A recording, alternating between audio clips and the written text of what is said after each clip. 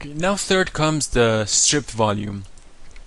Right click on one of the unallocated parts of the disk drives that actually are free. Click new volume, click next, and choose stripped. Okay, what is a stripped volume? Let's click next and see what options do we have.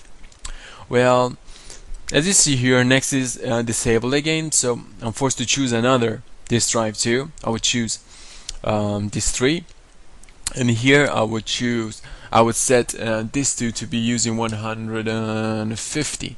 As you saw here, automatically it chose 150 megabytes for disk 2 and disk 3 also to be used. So the option that we don't have here that we had in span volume is that to create actually a volume that is using dissimilar amounts of disk storage that we have on, and that is unallocated on several dynamic disks. So what we do here, what we're not allowed to do is to choose dissimilar amounts, and we're forced only to choose a fixed amount of storage. So as soon as we type 150 here, for example, it would be choosing 150 megabytes of disk 3 and 150 megabytes of disk 2 to be creating this stripped volume. Click next. It would choose the drive letter. Click next. We're not going to format it, and click next and finish. Okay, now what is a stripped volume? What does it have so it would make it actually better than a simple volume or a span volume? Well, within a stripped volume, you would have actually faster access, higher speed access to your data, and actually they are not extendable, as you see, and data on these kind of volumes are actually interleaved across 2 or more physical disks, which here we've got only 2 disks, and also the data on these kind of volumes are allocated alternately and evenly to each of the physical disks. So this is about stripped, and we've got also spanned here. Proceed ahead to see what else do we have. Click new volume, click next, and we've got mirrored.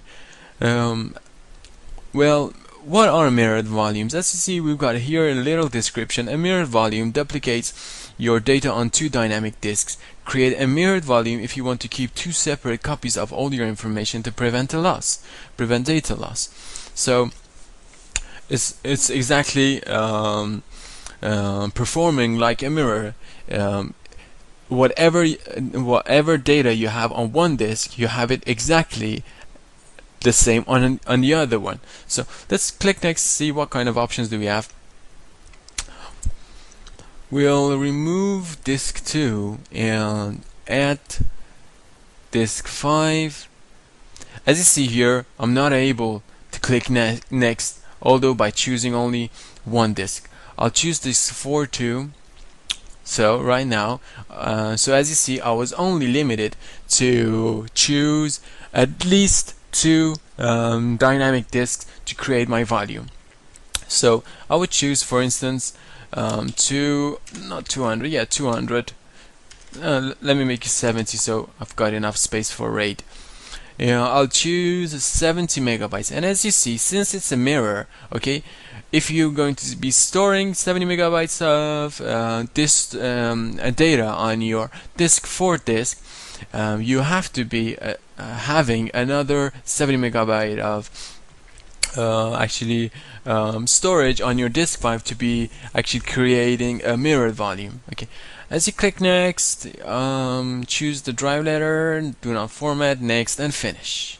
Okay, one other thing about mirrored volume is that, let me show it here so you get a better idea.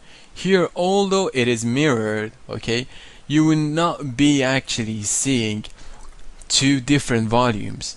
And since it's mirrored, okay, although you choose 270 megabytes that you're using right now, and you should actually be saying, okay, I'm going to be having 140 disk storage. Actually, that's not right, because you're using 70 megabytes of this storage and using the other 70 as your mirrored, as your backup. So whatever data that you put in this L drive, which has only an amount of 70 megabytes of disk storage, the mirror would be placed on disk 5, which has another 70. So you won't be having separate actual volumes on your disk drive. Well, that's for the mirrored volume, and we will proceed ahead to create a RAID 5 volume. One thing I forgot to say, normally stripped volumes are known as RAID 0, mirrored volumes are known as RAID 1, and here we go for the RAID 5. Right click on the unallocated spaces and click new volume. Click next, choose RAID 5 and click next. Okay. Here still the next option is unavailable for me. So I'll choose another disk, still unavailable, choose another disk, and now it's available for me. Okay. Between all of these I'm going to be choosing, for instance, 400, and as you see again, it's acting for me like a mirror. But the difference between a mirrored volume and also a RAID 5 volume is that the way that data is stored on different and several multiple disks. So I would be making a quick review after I finish this. So what's the difference between a mirrored volume and a RAID 5 volume? Okay, let's click next. Volume letter, we don't want to format it. Click next and finished. Okay. It's going to be regenerating the RAID 5 volume. Okay, as you see, right now we've got a M volume, which is RAID 5.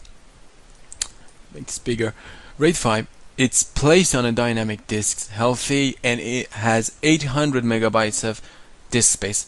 Now the question that would be is that we were creating a volume from 3 disks, which we chose 400 megabytes of disk storage. So 3 disks, 400 megabytes of disk storage would be around 1.2 gigabytes of disk storage, but this is only 800.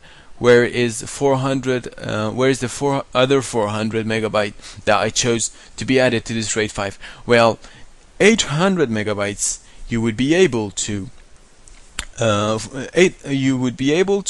place your data on only 800 megabytes, and the rest of the 400 megabytes that we were talking about earlier is only used for data, so that if one of your hard drives, for example 3 or 4, actually goes dead, with all the data that is placed here on the additional 400 megabyte of this storage, they would be accessible. Now the difference between a mirrored volume and the RAID 5 volume is that mirrored volumes copy exactly what you have from the first 70 megabyte exactly to the other 70 megabyte of disk storage that you assign to them. But the difference between mirrored and RAID is that RAID doesn't do that. RAID chooses actually some kind of parity checks, and whenever, for instance, your data on disk for is gone and you accidentally delete it or whatever you do to it, it could regenerate all the data that you had from the parity checks that are being placed on the additional 400 megabytes of disk storage that we are not using right now. So that was the difference between RAID 5 and mirrored. Well, here as you see, we created primary partitions, extended partitions, logical drives, span volume, stripped volume, mirrored volume, and RAID 5 volumes. Well, let me see if there's anything else that I have to say.